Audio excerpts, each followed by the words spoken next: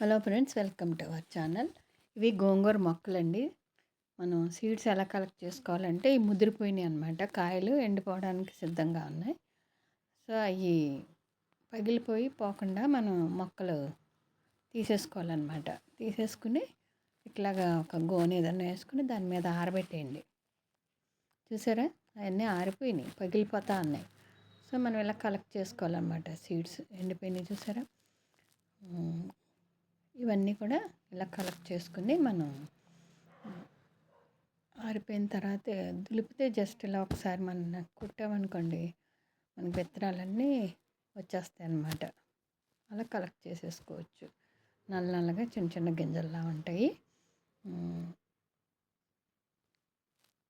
చూడండి, దీంట్లో మనకి తీపి గోంగూర ఉన్నాయి, పుల్ల గోంగూర రెండు ఉన్నాయి. తీపి గోంగూర అంటే అవి పచ్చగా ఉంటాయి అన్నమాట పువ్వులు.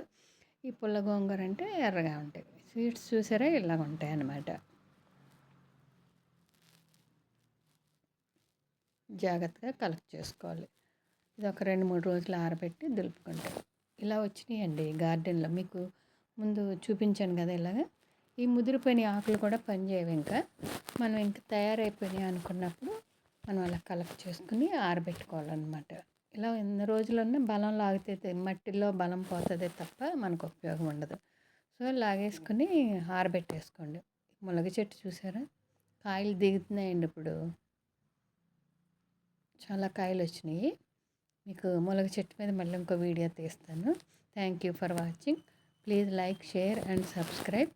Thank you. అలాగే గోంగూర విత్తనాలు కలెక్ట్ చేసుకోండి. Thank you.